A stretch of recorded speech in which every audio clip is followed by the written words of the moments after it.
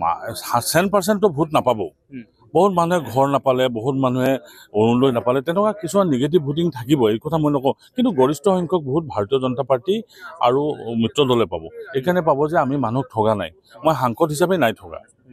মই যিটো নোৱাৰিছোঁ নাই বুলি কৈছোঁ আমাৰ দলৰ সেইটো নীতি আছে মুখ্যমন্ত্ৰী ডাঙৰীয়াই যিখিনি কথা কৈছে সেইখিনি কৰিছে প্ৰধানমন্ত্ৰীয়ে যিটো কৈছে সেইখিনি কৰিছে গতিকে ইয়াত গৰিষ্ঠ সংখ্যক মানুহে ভোটটো দিব হয়তো ব্যক্তিগতভাৱে বেয়া পোৱা পুই থাকিলে ক'ৰবাত হয়তো কোনোবা ৱাৰ্ড মেম্বাৰ ক'ৰবাত জিকিব কিন্তু ইতিমধ্যে আপোনালোকে দেখিছে বহুত সময়ত আনকনটেষ্ট জিলা পৰিষদ জিকিছে আনকনটেষ্ট এপিও জিকিছে আপোনাৰ মতে মানে পাৰ্চেণ্টেজটো কম হ'ব না পাৰ্চেণ্টেজ আমি কৈছোঁ যে পাৰ্চেণ্টেজ অলপ বেছি মানুহে ভোট দিব লাগে বেছি মানুহ ভোট দিলে ভাল এইকাৰণে ভাল যে মানুহখিনি সেই ব্যৱস্থাটোৰ লগত একাত্ম হৈ যায় কিন্তু মানুহখিনি ভোট দিবলৈ অকণমান দেখিছোঁ যে 60-67% তেনেকুৱা 80-70%লৈকে গৈছে তাতকৈ বেছি যোৱা নাই বিৰোধী কিমান ফেক্টৰ নহয় বিৰোধী ফেক্টৰে নহয় হয়তো দুই এক জেগাত ৱাৰ্ড মেম্বাৰ উঠাইছে ক'ৰবাততো ৱাৰ্ড মেম্বাৰে উঠোৱা নাই ক'ৰবাতো একদম আপুনি ক্লিন চুইপ কৰিছে দেখিছে নাই আৰু ক'ৰবাত এইটো ব্যক্তি ফেক্টৰটো বেছি কৰে ৰাজনৈতিক ইছ্যুতকৈ ব্যক্তি মুখখন বেছি চাই মই যি দেখিলোঁ মানুহ পঞ্চায়তত মই সেই এতিয়ালৈকে কমচে কম 300মান সভা মই কৰিছোঁ 300-350 সভা মানে সভা নহয় তেনেকৈ গৈছোঁ তাত মানুহে কিন্তু ব্যক্তিলৈও বহুত কনচাৰ্ণ এইখিনি হৈছে যোৰহাট লোকসভা সমষ্টিৰ অন্তৰ্গত পূৰ্বৰ আমি নিৰ্বাচনত দেখিলো যে আপোনালোকে আশা কৰা ফল ইয়াত নাপালে গতিকে এইবাৰ কিমান আশাবাদী যে কংগ্ৰেছক ওপৰাই বিজেপিৰ পক্ষত ভোটাৰ আহিব যোৰহাট লোকসভাৰ মানুহবিলাক চেঞ্চিটিভো সচেতনো চব এইটো নহয় যে যোৰহাট লোকসভা ব্যক্তিও চাই মই কৈছোঁ ন ক'ৰবাততো ব্যক্তিও চাব ব্যক্তি চোৱাটো তেওঁলোকৰ কৰ্তব্য মই ভাবোঁ কৰ্তব্য মানুহে কৰ্তব্য ৰাজনৈতিক দলৰ আদৰ্শও চাব লাগে আজিলৈকে যি দেখা গৈছে ক'ৰবাত প্ৰভাৱ থাকিব যোৰহাটত ফলাফল ভাল হ'ব মোৰ মতে মই বহুত বেছি সময় দিব পৰা নাই কিন্তু যোৰহাটত ফলাফল ভাল হ'ব এইটো মই ভাবোঁ যোৰহাটত গৌৰৱ গগৈৰ পূৰ্বতকৈ ক'ৰবাত তেওঁৰ নামটো ক'ৰবাত ম্লান পৰিছে নেকি গৌৰৱ গগৈহঁত বহুত ডাঙৰ মানুহ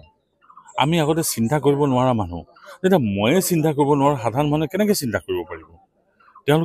তেওঁৰ দুখ নাই সেইটো তেওঁ যিহেতু মুখ্যমন্ত্ৰীৰ পুত্ৰ আছিলে গতিকে মানুহৰ পৰা এটা বিচ্ছিন্ন থাকিবই কিন্তু দূৰৰ পৰা মানুহে দেখিলে যে দিল্লীত কথা কৈ মানুহে ভাবে যে বহুত ভাল দিল্লীত কথা কোৱাটো বিৰোধী হ'লে আপুনিও কথা ক'ব পাৰিব মই হ'লেও পাৰিম শাসক দলত কথা ক'ব নোৱাৰি এইকাৰণে যে শাসক দলত কথা ক'ব দৰকাৰেই নপৰে গতিকে মানুহৰ এটা গ্লেমাৰ লাগে যে দিল্লীত ঢকিয়াব লাগে দিল্লীত ধমকি দিব লাগে দিল্লীত টানি আনিব লাগে এনেকুৱা এটা মানুহৰ অসমৰ মানুহৰ এটা ধাৰণা আছে এই ধাৰণাটোত গৌৰৱে ক্লিক এইকাৰণে কৰিলে যে তেওঁ বিৰোধীত আছিলে আৰু